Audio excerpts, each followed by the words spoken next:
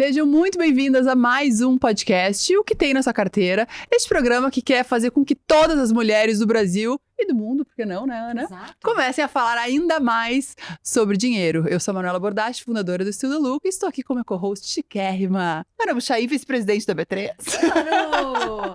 Já te apresentei junto, né, Eu animal? acho ótimo, porque daí isso já abre espaço para eu falar da nossa convidada, porque a nossa convidada hoje é uma das maiores advogadas desse país, e não só advogada no sentido próprio da palavra, mas uma das maiores advogadas nos direitos das mulheres, e de olhar mais do que o direito da mulher em si, mas de falar sobre o lugar da mulher dentro das companhias, dentro das empresas, como elas lidam com as finanças, e é uma mulher incrível, vocês vão conhecer, vocês vão se apaixonar assim como a gente. Olha, maravilhosa, porque além de muito inteligentíssima, né, ela é muito inteligente, ela é advogada, construiu a sua carreira, a sua base de educação no Brasil e no exterior, e além do direito, ela é um dos nomes à frente do projeto Women on Board, que estimula a presença de mulheres em posições de poder nas empresas. Exato, e todas as experiências dela, no mais desses 20 anos de direito, fizeram para que ela fosse indicada como diretora da Comissão de Valores Mobiliários, a CVM, que protege os investidores, garante a integridade do mercado e estimula o seu crescimento, tornando o ambiente de investimento do Brasil mais confiável e transparente para todos. Seja muito bem-vinda, Marina Coppola. E chiquérrima, né? A gente não disse aqui. Exato, gata, chiquérrima, inteligente, ela checa, faz todos toda a os lista. itens da lista, né, Muito Marina? bem. Muito obrigada pelo convite, estou muito feliz de estar aqui. Eu sou ouvinte do podcast, leitora do Estilo de Look. Oba! E também interajo profissionalmente muitas vezes com a Ana, então é um prazer mesmo estar aqui. Oba, É um prazer pra gente, Obrigada, Marina. Prazer é te receber. Bom, tu já é super ouvinte do podcast, então tu sabe que a gente começa a nossa conversa aqui voltando para a infância das nossas convidadas. E eu queria saber da tua infância, né? Qual a tua primeira memória com dinheiro? Se tem alguém na tua infância que te marcou, né? De como tu lida com dinheiro até hoje, se tu tem essa memória de alguém especificamente da tua família.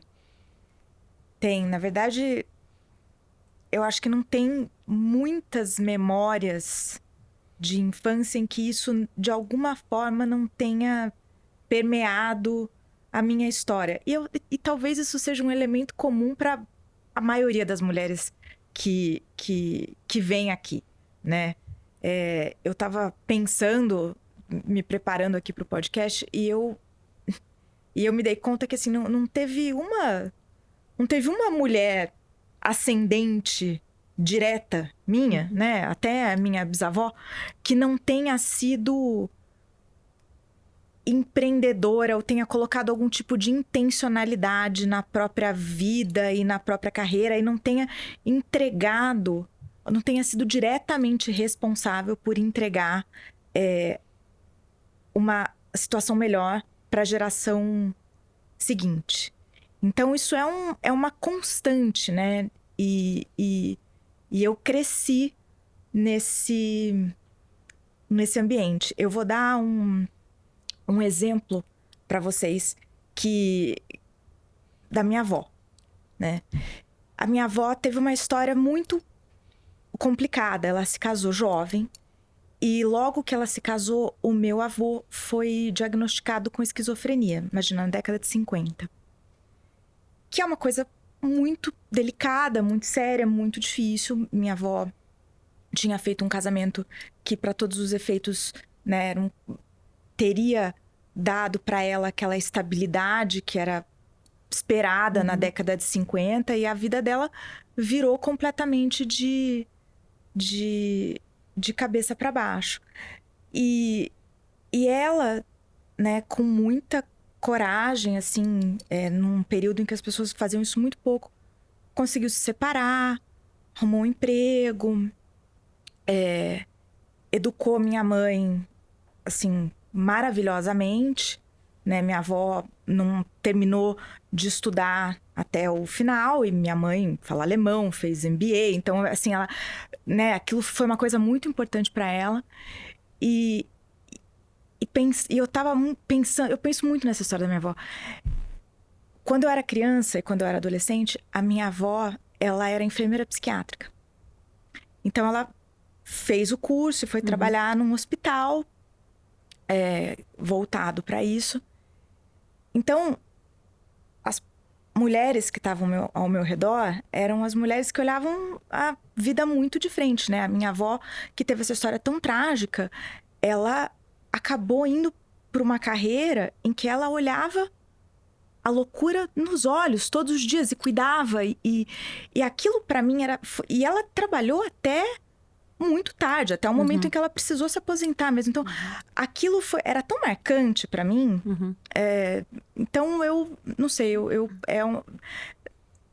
é muito presente na minha formação essas mulheres que foram muito fortes e muito corajosas. Não, e é que muito tomaram as suas vidas financeiras, as rédeas das vidas financeiras na mão. E, Né? não, e é muito legal trazer isso, porque a gente sempre fala aqui, né, que não necessariamente essa educação financeira, ela vem de alguém sentar com a gente, falar, mas ela vem do exemplo do que é não dito, né? Com certeza tu olhou desse comportamento que vinha dela, da tua mãe, ou teve algum momento que tu tem a lembrança de vocês sentarem pra conversar sobre isso dia atrás, dos sonhos, de batalhar? A minha mãe diz que desde pequena eu sou um pouco obcecada com plano de saúde.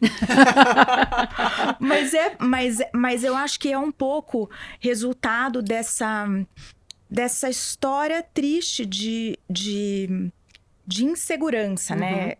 Outras coisas aconteceram também ao longo da vida e eu acho que isso também foi uma constante na minha vida como criança e como adolescente, que era a inconstância.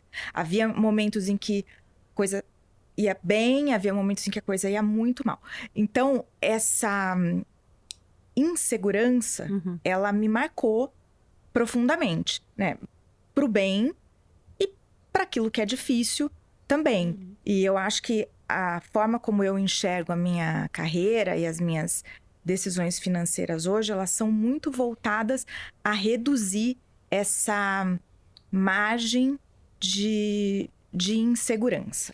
Olha, eu acho legal a gente falar disso, né? Porque a gente nunca espera, né? Que a nossa vida a gente sempre deseja o melhor.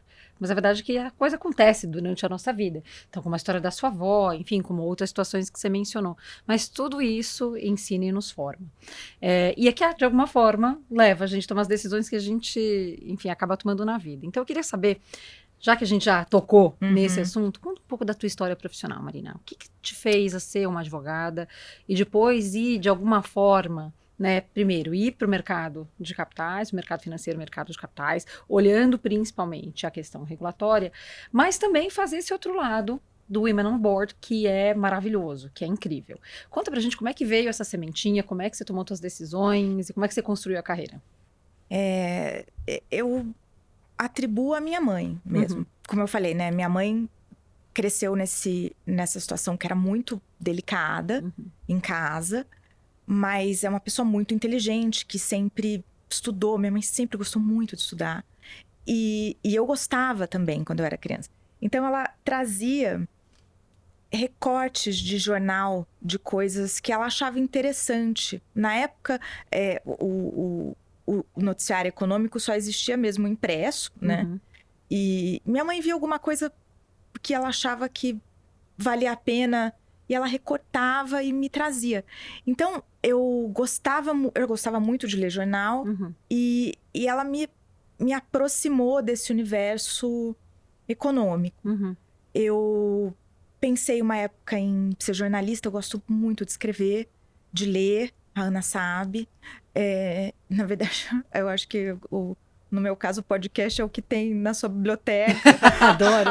No seu armário, porque vai para alguns lugares o dinheiro. Vai ser ótimo. ótimo. Pra biblioteca, certamente. Vai ser ótimo, você já sai com uma lista pra gente de recomendações. Mas eu sempre gostei muito e minha mãe fez essa aproximação e o direito foi meio natural, assim. Eu sempre fui muito argumentativa. E a verdade é que eu sempre soube que eu queria ir para essa área. Desde que eu entrei na faculdade, eu sabia que eu queria trabalhar nessa interseção entre o direito e a economia. Não é uma história super emocionante de alguém que teve um grande insight. O que eu acho que eu tinha, na verdade, era não quero usar uma palavra forte, mas sei lá, uma vocação mesmo. Eu sempre gostei daquilo. E foi assim que eu fui para essa área. Ah, que bacana. É. E você, de fato, é super bem sucedida, né? Porque você teve passagens pela CVM, você passou pela SEC, que é, enfim, a CVM americana, se assim a gente puder fazer uma comparação, e depois você ainda volta para a CVM. Conta um pouco, Marina, dessa trajetória, das tuas experiências, e compara um pouco o que foi trabalhar na área técnica aqui, o que foi trabalhar na SEC lá, e depois voltar como diretora. Eu vou contar. O que eu acho que, para os nossos fins aqui também, eu preciso destacar, é que nenhuma dessas decisões foram decisões que foram tranquilas do ponto de vista financeiro.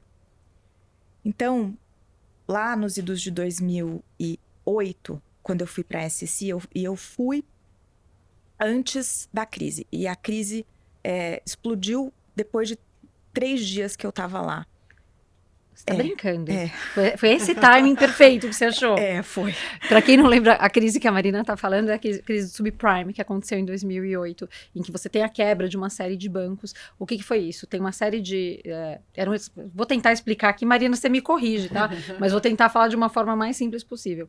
Os bancos normalmente fazem empréstimos, os empréstimos estão vinculados a algumas hipotecas, por exemplo, que é quando você faz, então, um empréstimo com a sua casa ali como um garantia, um colateral, e você tem crédito para pessoas diferentes. Então, você tinha qualidade de crédito e valores dentro de carteiras que, às vezes, eram créditos bons, créditos ruins. Crédito ruim é quando você não vai, de fato, o banco não vai ser pago e já sabe disso. E aí, tinha alguns créditos disfarçados de crédito bom. Então, tinha muito dinheiro aplicado ali e com pouca falta ou com muita falta de controle. Talvez seja melhor colocado assim. E o que aconteceu é que começou a quebrar, todos começaram a quebrar de alguma forma, e vários bancos quebraram, e você tem uma crise muito grande, e eu tô tentando explicar da maneira mais simples, provavelmente errada. Não, tá certíssimo. Ela foi uma crise que tinha esse cunho sistêmico, e eu estava na SEC, a quebra do Lehman Brothers, né, que foi o primeiro banco que efetivamente apresentou esses problemas, foi 3 dias depois da minha chegada. E foi um auê. Mas o fato é que, quando eu fui tomando um risco. Eu vendi o carro, eu já estava formada, era o meu primeiro ano de formada, vendi o carro e fui. E na época, o lugar que eu achei que eu cabia no meu bolso era um convento. Eu fui morar num convento que fica atrás do Capitólio, que é um lugar que é uma casa só de mulheres, assim, na verdade é um antigo convento, mas que manteve essa tradição de ser um lugar só para mulheres, e era um lugar feito para as mulheres que começaram a trabalhar no Capitólio terem um lugar para morar que fosse, digamos assim, guardado, porque você não podia levar ninguém para dormir lá, só tinha mulher. Meu pai adorou. Claro, imagina. Pode ir, vai agora. Na hora. E eu morava lá e era muito engraçado, porque todo mundo tirava sarro na minha equipe da SEC, vai a Marina de volta pro convento. E era mesmo, era uma celinha, assim, era bonitinho tudo, mas não foi, assim, nada glamuroso, mas eu me diverti horrores. Foi uma experiência maravilhosa do ponto de vista profissional. Aí eu voltei, fui ser assessora na CVM e, bom, a CVM, né, os cargos comissionados do executivo no geral e naqueles da CVM em especial, paga-se muito pouco. Naquela época, ainda menos. E eu lembro dos meus amigos já em escritórios, né, e começando a ganhar bônus. E eu não tinha nada disso.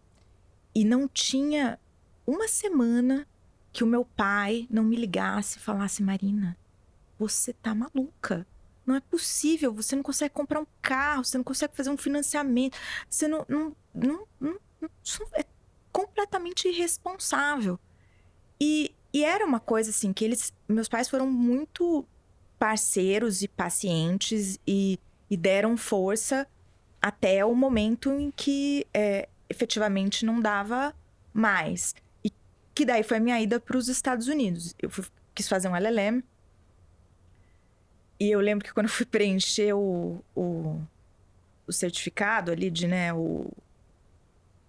de remuneração, eu ficava na última linha abaixo da linha da pobreza dos estudantes que iam. Nossa, Marina. Eu ganhava muito pouco na CVM, né? E fazendo daí a conversão era uma coisa muito no que eu tinha guardado. E eu fiz as contas outro dia, eu fui com 6 ajudas. Eu fui com 2 fundações, 2 empréstimos de pessoas físicas, 1 prêmio e 1 empréstimo lá. Uau! E eu ainda tive metade do tuition. Então, E eu trabalhava lá. Eu colei num professor. Hoje em dia é muito chique falar que eu fui assistente do John Coffey, que é um cara super famoso da minha área. Mas a verdade é que eu colei nele por razões muito práticas. Eu precisava trabalhar. E eu precisava arrumar um emprego saindo de lá. Porque eu tinha dívida para pagar, né? Então, o poder disciplinador da dívida na minha vida foi muito evidente no começo da minha carreira. E aí foi isso, assim, eu sabia que eu tinha que estudar, eu sabia que eu tinha que deixar o meu currículo de um jeito que fosse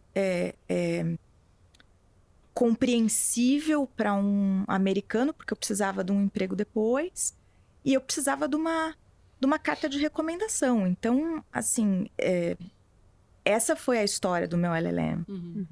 E, de novo, foi uma delícia, mesmo com toda essa... né, não foi a experiência idílica, né? Eu fui aproveitar Nova York anos depois, assim, até, na verdade, fui aproveitar mais depois que eu voltei para cá. Mas ainda assim, foi muito gostoso. Sim, mas muito importante você falar isso, porque às vezes a gente vê pessoas que fazem a carreira fora, que a gente acha, né, tão fácil, vou. E olha isso, assim, foram 7 fontes diferentes ali pra tu conseguir, de fato, ir pra lá e se manter lá. Por quanto tempo, Marina, tu ficou lá? Eu fiz o LLM por 1 ano. E depois eu arrumei um emprego, e ao todo eu fiquei de 2011 a 2015.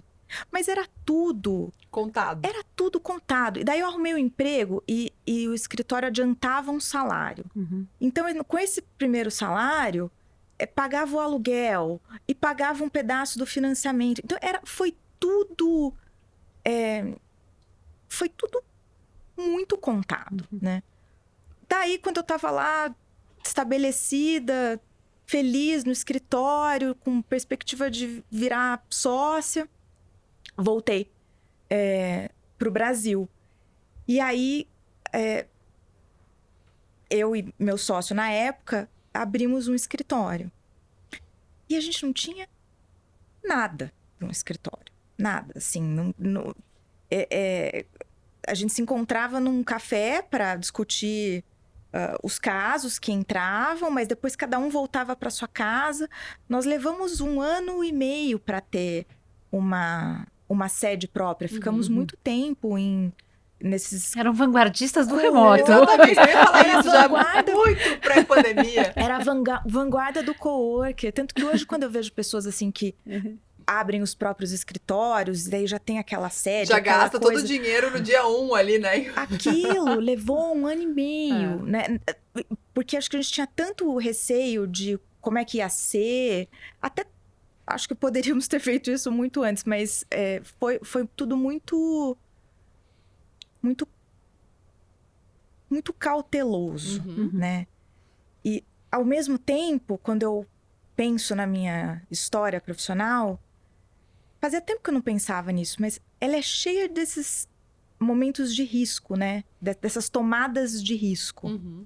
E, graças a Deus, deram certo. Mas houve momentos mesmo de aperto e...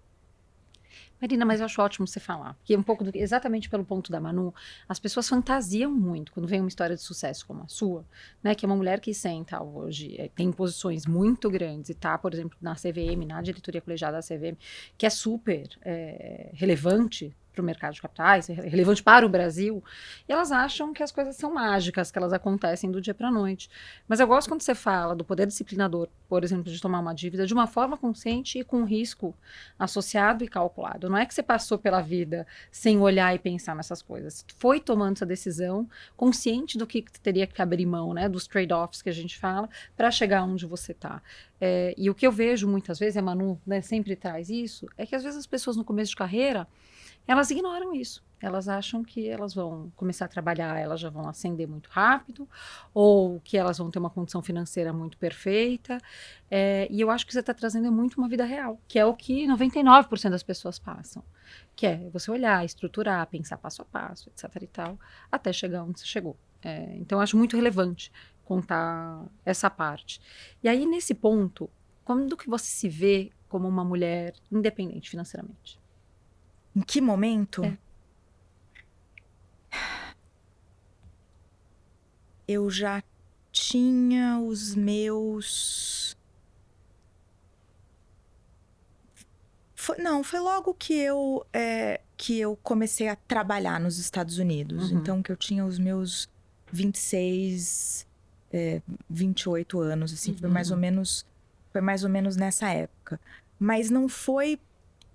Mas foi um período em que eu tinha o dinheiro para viver, mas eu não tinha o dinheiro para poupar. Uhum. Eu me tornei uma poupadora muito depois. Uhum. Então, isso aconteceu mais tarde na minha vida. Uhum. Porque eu fui fazendo essas renúncias e tomando esses riscos. Então, essa estrutura, né, do financiamento do carro, da casa, ela chegou para mim bem mais tarde. Eu comecei a poupar mesmo, eu diria que eu já tinha os meus 33 anos, mais ou menos. Uhum. Foi daí que eu passei a fazer duas coisas que eu acho que são muito diferentes. E aí sim, eu acho que foi quando eu tive um rompimento com a história das mulheres da minha família. Que foi quando eu comecei a poupar e a usufruir. Porque antes não era isso. Antes era tudo... Eu ainda estava naquele movimento de construção. Lá naquele meio dos 30, foi quando eu me vi num lugar de... Isso aqui é diferente do que a minha mãe viveu, do que a minha avó viveu, do que a minha bisavó viveu. Mas e tu conseguia usufruir? Porque a gente fala disso também aqui, né, Ana? Às vezes chega esse momento e às vezes é até uma culpa de, tipo, putz, deu certo. Aí eu não tinha. Não, sabe por quê? Eu sei quanto tudo custa. Eu sei quanto tudo o que eu ganhei custa. Então, eu não sou uma maluca, né? Então, isso nunca vai acontecer, porque, né, eu trabalhei. Então, eu sei o prazer que aquilo dá, o retorno que isso provê, o investimento. Então, eu tenho muita... Eu acho que eu tenho muita noção de valor e preço. Sim. Perfeito. São coisas bem diferentes. Que são coisas ótimo. bem diferentes. E isso só foi possível porque eu estive de corpo muito presente nas decisões financeiras e profissionais que eu tomei. Uhum. E tem um negócio, assim, que isso é uma coisa também de família, mas isso eu acho que é um pouco mais do meu pai. Uhum. Não é tanto do lado feminino, mas é do meu pai. Que é o teu prazer, sabe? Então, assim, claro que é tudo dentro das possibilidades, do que cada um pode. Tem momentos em que a gente pode mais, pode menos. E assim, eu tive muitos momentos em que eu podia menos. Mas, putz, se sentar e tomar um café é uma coisa que vai me dar um prazer, vai ser gostoso e vai ser uma pausa no meu dia, eu vou fazer, sabe? A minha relação com o dinheiro, ela é uma relação que ele não manda em mim, Perfeito. sabe? Então, é uma coisa que eu procuro para ter segurança, para ter previsibilidade, mas esses momentos eu também tomo muito cuidado de preservar. Uhum. Tá certíssima. Agora, eu gosto muito disso, e a gente fala também bastante aqui, Manu. Primeiro, porque você também não tem medo do dinheiro e de reconhecer o custo das coisas. Muitas vezes perguntam pra gente. Aliás, temos perguntas da audiência pra você. Hoje tem as viu? perguntas da audiência. Mas muitas vezes perguntam nas nossas DM, como é que eu faço pra começar? E normalmente o que todo mundo deveria fazer é conheça os seus custos, né? Quanto você gasta. E eu gosto quando você fala disso. Eu sei quanto cada coisa custa na minha vida. Quanto custa fisicamente, financeiramente, mas quanto custa emocionalmente também, né? E as pessoas não querem entrar em contato com isso. Eu não quero abrir minha planilha, eu não quero saber, eu não quero ver. Não, tem que ver sim, tem que se dar conta disso. Para daí você entender quanto, né? Quanto você custa, quanto você ganha. Se de alguma forma você monta a sua reserva de emergências, quando você começa a investir e daí usufruir. E acho que as pessoas têm tudo muito complicado hoje, muito confuso, sabe, Marina? Eu vejo as pessoas hoje usufruindo, sem ter noção do custo, ou sem ter algum investimento. E eu acho que a ordem como você monta é a ordem que a gente sempre sugere que as pessoas façam. Conheça quanto você gasta, quanto você ganha. Começa a poupar, independente da idade. Eu, honestamente, acho que 33 anos é uma idade maravilhosa para se começar. Conheço gente que começou muito mais tarde, não tem demérito nenhum nisso. Nenhum, pelo contrário, eu acho que toda vez que uma mulher consegue tomar essa decisão, e eu acho que é libertador, né, para o nosso ponto anterior, e aí a gente começa a falar de mulheres que conseguem falar sim e não para suas decisões de vida. Sabe né? que a gente fez uma enquete esses dias no escritório para as meninas, qual é o teu maior vilão financeiro? E aí foi muito engraçado, porque elas sem ver umas das outras respondendo, é eu merecer, né? Tipo, se eu mereço aquele delivery, eu mereço Uber, eu mereço. Então a gente acha que merece, daqui a pouco a gente merece tudo, né? Mas aí a gente não tá ali também pensando no que o nosso futuro merece, né? Então é perigoso. Eu preciso dizer uma coisa, porém. Eu sempre soube que eu tinha gostos que tendiam pro caro. Não, isso eu preciso ser honesta. Assim, eu sempre tive essa autoconsciência que eu precisava ser que se eu quisesse dar conta daquilo que eu gostava, eu ia ter que ganhar o dinheiro para bancar aquilo. Perfeito. Então, eu conheço a minha planilha e eu sei quem eu sou. Então, de novo, obviamente, há momentos e momentos na vida e a gente... e eu acho que isso vem ficando cada vez menos importante, mas eu tenho muita consciência que eu gosto de comprar livro, eu gosto de moda, eu gosto de fazer um passeio. São coisas que eu gosto, então eu tenho que ter tem que ser condizente. Perfeito. Perfeito. Justíssimo. Marina, sabe o que eu ia perguntar, que a gente pergunta também para todas as entrevistadas, e é muito curioso, porque acho que é um dos pontos que mais nos trazem nas DMs, né? Nos teus relacionamentos, tu sempre falou sobre dinheiro? Porque a gente escuta muitas mulheres hoje que nos escrevem falando pela primeira vez, eu consegui falar com meu parceiro sobre dinheiro depois de escutar o podcast de vocês. Sempre falei. Sempre falei. E também nunca tive parceiros para quem isso era um problema. Então, isso nunca foi um issue para mim. Porque eu acho que na minha casa não era. Então, eu não... Sim, tu tratou com naturalidade. Seria até assim. esquisito, né? Que eu talvez encontrasse pessoas com esse perfil. Sim. E com as suas amigas, você fala normalmente? Vocês falam quanto vocês ganham? O que vocês fazem? Como vocês negociam? Se fala disso nas rodas que você vive? Falamos. Eu tenho amigos de mundos muito diferentes. Eu tenho os amigos direito, que são sócios de escritório. E eu tenho amigos que são as minhas amigas que eu conheci quando eu era bebê, de Campinas, que são profissionais liberais e que têm vidas que são completamente diferentes dessa turma aqui. essa turma aqui me ensina muito, muito, muito, muito, muito sobre o valor das coisas. Primeiro porque em outras cidades os custos são diferentes. Depois porque aquilo que a gente acha que em São Paulo é importante, em outro lugar você percebe que não é tanto, você tá pagando por um negócio que... Então, a gente conversa bastante, assim, sobre isso. Compara preço, fala, ó, isso aqui tá caro, isso aqui tá barato.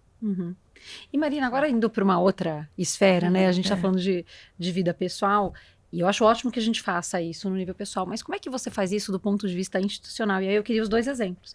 Eu queria, como é que você ajuda as outras mulheres via Women on Board? E aí conta um pouquinho do que é a iniciativa e de quais são os resultados que você tem, e como que você faz isso também, como é que você vê o Brasil evoluindo e as ações que a CVM faz para ajudar as outras pessoas, para que sejam investidores, para que tenham segurança regulatória, enfim. Bom, o Women on Board foi uma iniciativa que nasceu em 2018. Nós somos, eu acho que 7 fundadoras, se eu não me engano, posso estar esquecendo. Mas surgiu no final de 2018 como uma alternativa à ausência de mecanismos de valorização da presença de mulheres em conselhos. Aqui eu preciso contar uma história apócrifa, que na verdade, originalmente, quando essa ideia surgiu, nós batemos na porta da Bolsa e falamos, Bolsa, vocês não querem criar um selo, né, para as companhias? E o mundo em 2018, gente, era um mundo completamente diferente do mundo de 2025. E quando nós chegamos aqui, eles falaram, olha, a gente pode dar todo o apoio institucional, mas nós sentimos que isso é algo que pode, talvez, deixar as companhias constrangidas, porque, de fato, no papel, eram muitos poucos emissores que tinham 2 ou mais mulheres no conselho. Voltamos para casa, falamos, bom, já que a gente não vai conseguir fazer isso com a ajuda de alguém, vamos a gente fazer, né? E foi assim que surgiu, e logo na sequência o selo ganhou apoio da ONU Mulheres, e foi um período muito, muito bacana. De alguns anos para cá, nós temos visto que algumas certificadas têm perdido essa condição por conta da diminuição do número de mulheres em seus conselhos. Isso para nós é muito triste e muito preocupante, mas me parece também bastante reflexo do momento geopolítico que nós estamos vivendo. Eu não acho que é uma tendência permanente, não é? Acho que é algo que vem para ficar. Mas é algo que, de fato, essa agenda perdeu um pouco de velocidade nos últimos anos. Eu concordo com você, Marina, mas quando eu olho a história inteira, eu acho que a gente continua o filme, exato. Eu acho que a gente continua numa ascendente. A B3, por sinal, quando a gente começou lá em 2018, tínhamos apenas uma mulher em conselho. Em 2017, hoje são 5 entre 11. E na diretoria estatutária também somos 3 entre 10. E a B3 é uma das companhias entre 6% que tem pelo menos uma mulher no conselho e uma mulher na estatutária. Apenas uma mulher, né? Se a gente fosse só contar, as companhias têm uma mulher no estatutária e uma mulher no conselho, são apenas 6% das companhias listadas. Ou seja, a gente tem um caminho gigantesco ainda para percorrer, mas eu acho que o selo tem essa função. E aí, conta um pouco então da CVM antes da gente chegar às nossas perguntas finais aqui, Marina. A CVM é uma autarquia do governo federal. O que nós fazemos, basicamente, é normatizar e fiscalizar o mercado de capitais no Brasil. Nós somos um colegiado de 5 diretores.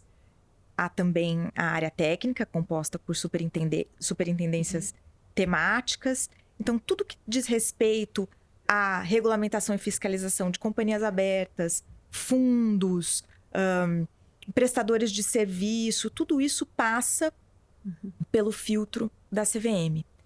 E nos últimos anos, a CVM tem dado bastante atenção a uma agenda de finanças verdes e de disclosure, que é divulgação de informações relacionadas também à sustentabilidade, à diversidade. E isso é mérito de muita gente. Eu reputo que isso é mérito muito do João Pedro, que é o presidente, e da Nathalie, que é a superintendente que toca essa agenda lá dentro, que assim é uma pessoa maravilhosa. E que toca isso de uma forma muito firme e mas muito suave, a despeito de todas esses balanços assim geopolíticos, digamos. Ela faz isso de uma forma muito elegante, então, e muito efetiva. Legal. Que bacana. E eu ia juntar com uma pergunta da nossa leitora, ouvinte, Adoro, aqui, ó. Um adoro. beijo para a Marisa, da Real Invest, nossa ouvinte número 1. A gente sai o programa, ela já manda a mensagem, Que fofa, Ana. E essa adoro. semana eu estive lá no escritório dela, falando para um grupo de mulheres, foi muito legal. Ela perguntou como a CVM poderia aumentar a conscientização das mulheres para a importância de começar a investir pensando na longevidade. A CVM, nos últimos anos, tem feito um trabalho bastante importante de aprimorar e expandir os seus canais de comunicação, né? Então, o Instagram, o LinkedIn da CVM são muito, muito diferentes hoje do que eles eram no passado. Nós temos ações específicas de Dia da Mulher, de conscientização a respeito de finanças pessoais, mas eu diria que a gente tem olhado mais pelo aspecto de finanças pessoais para todo mundo do que especificamente Para mulheres. para mulheres. Porque, na verdade, a gente tem um déficit geral, né?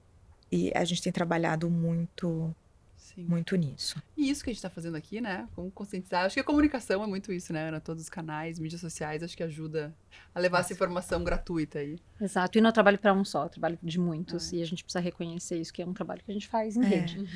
Ninguém faz nada sozinho. E, Marina, chegando aqui para o final, queria te fazer... Então, a gente tem 2 perguntas clássicas. E a primeira é: o que é uma vida bem-sucedida para você?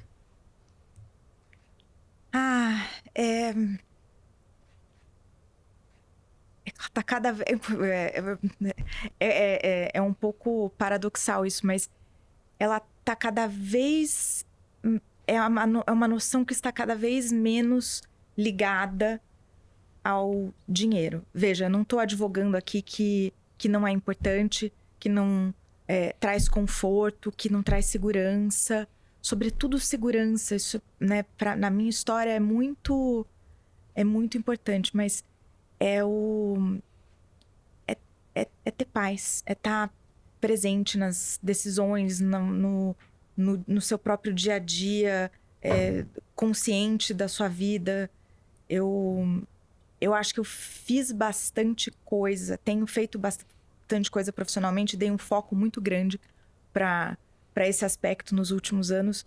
E agora eu quero ter mais sabedoria para conciliar isso com uma suavidade no viver, digamos assim. Bonito isso. O que não quer dizer que eu vou trabalhar menos, mas eu não acho que isso vai acontecer algum dia. Mas é uma postura interna. É isso, é uma postura interna. Perfeito. Muito bom. E, Marina, queremos saber o que tem na sua carteira. Bom, na qualidade de diretora da CVM, eu não tomo nenhuma decisão de investimento. Eu tenho um assessor de investimento, o Gustavo. E eu tenho, basicamente, títulos públicos, fundos.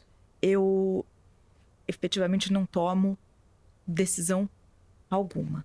Eu fiz, porém, uma coisa que eu acho que quem se vê em situação semelhante ou por qualquer outro motivo, eu escolhi uma pessoa na qual eu confio muito. E que me diz não, e que me ajuda no que diz respeito ao meu custo de vida. E eu tenho um pé muito no chão. E isso, maravilhoso. Eu me sinto muito mais protegida e livre para fazer o meu trabalho sem pensar nisso, até porque de Mas novo, no caso, pelo que por eu não faço. poder tomar essa. Não, tu diz, não, tu delegou isso pra alguém porque tem coisas que tu não pode fazer por estar na CVM. Sim, Exatamente, sim, exatamente. Mas sim. você sabe que eu acho que essa é uma reflexão importante, até para quem sabe que não é muito bom de administrar o próprio dinheiro. Porque a gente tem que saber quais são os nossos pontos fracos também. E nessas situações, a escolha de uma pessoa de boa reputação, que entenda as suas necessidades, as suas limitações, também é muito importante. Claro. Então, Mas eu acho importante a gente fazer o link dos dois pedaços aqui. Porque não significa que você tem, então, alguém que te ajude nos investimentos, que você não tenha controle na sua vida financeira inteira. Porque você tem, você falou isso eu muito tenho claro. que ter muito. Então, pessoal, não é uma delegação no sentido Não, de não olhar nada. Pelo Não, contrário, até o que a pra Marina saber- tá pra saber falando. cobrar e entender o que estão te recomendando, se faz sentido ou se não faz sentido, né? Porque o que a gente fala muito pras mulheres aqui é porque muitas ganham muito dinheiro e chega na hora, mas nem não quero saber, faz o que quiser. Não. E aí, às vezes, a gente vê Acredita. pessoas caindo em grandes golpes até, né? Não, gente, eu sou o tipo de pessoa que recebe e-mail de assembleia de fundos e eu ligo pra pessoa pra saber o que vai ser deliberado. Você liga? Ligo.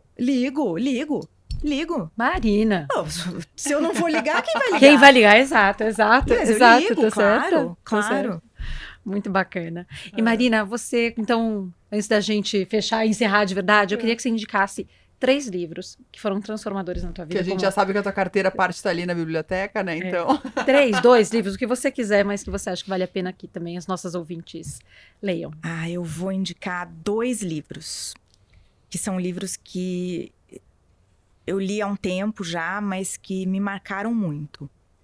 O primeiro é O Dias de Abandono, da Helena Ferrante, que é um livro espetaculoso de uma mulher que se encontra num momento muito difícil da vida dela. O marido dela sai de casa e ela tem uma frase que ela fala assim, que ela vai enfrentar aquilo que aparecer para ela. Se ela tiver que enfrentar os lagartos, se ela tiver que enfrentar as formigas, e se ela tiver que enfrentar ela mesma, ela vai se enfrentar e ela não vai se romper. E em qualquer situação, eu acho que assim, não se romper. Eu acho que para mim é uma frase que ficou muito marcante. E o outro, que também tem a ver com a questão financeira, é o Munique se Liberta, do Eduardo Louis, que quando eu estava lendo, eu indiquei para Ana, até na época, que é sobre uma mulher que se separa, aí é o contrário, e ela é filha do Eduardo Louis, que é esse escritor que é famoso, e ele, que teve uma ascensão social importante, ajuda ela nesse momento em que ela está saindo da casa de um segundo marido e indo morar sozinha. E ele vai vivenciando aquilo com ela, que é a primeira vez que ela compra uma geladeira que é dela, uma cama que é dela. É muito bonito, é muito poético. Diz muito sobre quando você é filho e você pode propiciar coisas para os seus pais, que é uma alegria infinita. E diz muito também sobre essa mulher que faz essa jornada aí de morar sozinha e... Adorei as dicas, a gente vai colocar aqui na nossa maravilhoso, bio. gente, vocês têm que ler. A Marina me recomendou ali na hora, é incrível. É muito emocionante. É muito emocionante, fiquei arrepiada. Você falando, fui lembrando, fiquei arrepiada. Os dois são muito arrepiantes. É isso aí, muito bem. Marina, a gente adorou o Foi papo muito legal. aqui, muito bom. Muito obrigada. E pessoal, se vocês também gostaram, tiverem mais perguntas também para Marina ou para qualquer uma das mulheres incríveis que passaram aqui, É isso aí. é só colocar e a gente traz e a gente vai conversando mais. Espero que vocês tenham gostado tanto quanto a gente. Marina, foi um prazer ter você aqui. Muito obrigada. Muito obrigada. Imagina, foi maravilhoso. Até mais. Obrigada, pessoal. Até semana que vem. Tchau.